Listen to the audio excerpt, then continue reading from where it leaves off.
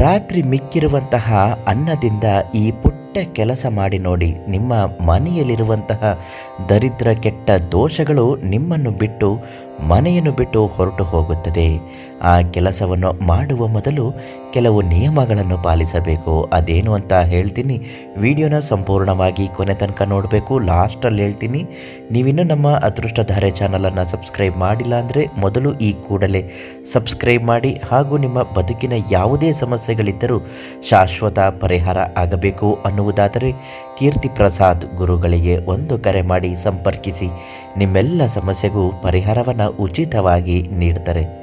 ಮನೆಯಲ್ಲಿ ಸಾಕಷ್ಟು ಸಮಸ್ಯೆಗಳು, ತೊಂದರೆಗಳು ಇರಲು ಕಾರಣವೇ ನಿಮ್ಮ ಮನೆಯೇ ಅಚ್ಚುಕಟ್ಟಿಲ್ಲದೆ ಇರುವುದು, ಅಸಹ್ಯವಾಗಿರುವುದು, ಮಡಿಯಿಲ್ಲದೆ ಬರೀ ಮೈಲಿಗೆಯಿಂದಲೇ ಮನೆಯನ್ನು ಸುತ್ತುವರಿಯುವುದು, ಅಡುಗೆ ಕೋಣೆಯಲ್ಲಿ ಪಾತ್ರೆಗಳನ್ನು ತೊಳೆಯದೆ ಎಂಚಿಲು ತಟ್ಟೆ ಲೋಟಗಳು ಬೆಳಗ್ಗೆವರೆಗೂ ಹಾಗೆ ಇರುವುದು, ಇವೆಲ್ಲವೂ ದರಿದ್ರಗಳೇನೆ.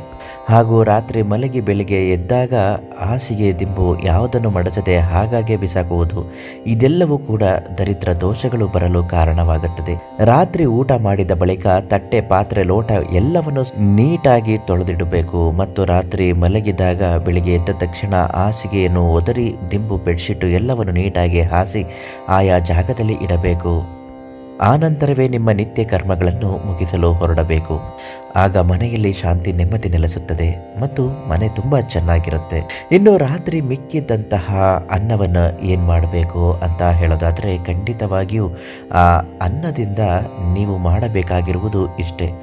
ಒಂದು ಬಿಳಿಯ ಬಟ್ಟಲು ಅಥವಾ ಬಿಳಿಯ ಯಾವುದಾದರೂ ಉಪಯೋಗಿಸದೇ ಇರುವಂತಹ ಬಟ್ಟಲಿಗೆ ರಾತ್ರಿ ಮಿಕ್ಕಿರುವಂತಹ ಅನ್ನವನ್ನು ಹಾಕಬೇಕು. ಅಥವಾ ಯಾವುದಾದ್ರೂ ಒಂದು ಬಿಳಿಯ ಕಾಗದದ ಮೇಲೆ ಅನ್ನವನ್ನು ಹಾಕಬೇಕು.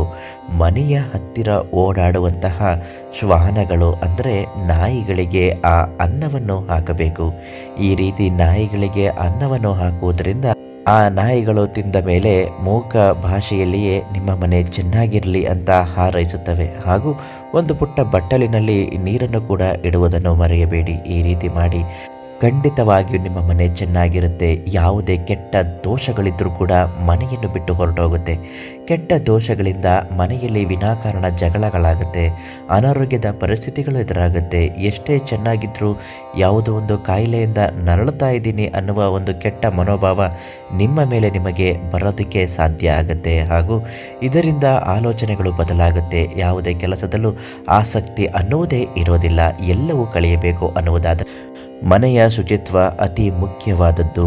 ನಾವು ತಿಳಿಸಿದ ಹಾಗೆ ನಿಮ್ಮ ಮನೆಯನ್ನು ಶುಚಿತ್ವವಾಗಿಟ್ಟುಕೊಳ್ಳಿ. ಹಾಗೂ ಮನೆಗೆ ಯಾವುದೇ ದೃಷ್ಟಿ ದೋಷಗಳು ತಗಲಬಾರದು ಅನ್ನುವುದಾದರೆ ದೃಷ್ಟಿ ನಿವಾರಣಾ ಯಂತ್ರವನ್ನು ಪ್ರಧಾನ ತಾಂತ್ರಿಕ ಕೀರ್ತಿ ಪ್ರಸಾದ್ ಗುರುಗಳಿಂದ ಕೇಳಿ ಪಡೆದುಕೊಳ್ಳಿ. ಉಚಿತವಾಗಿ ನಿಮಗೆ ಅದನ್ನು ನೀಡ್ತಾರೆ ಅಂತ ಹೇಳ್ತಾ ನಾಳೆ ಮತ್ತೊಂದು ದೈವ ಮತ್ತು ಪರಿಹಾರದ ಮಾಹಿತಿಯೊಂದಿಗೆ ಭೇಟಿ ಮಾಡ್ತೀನಿ.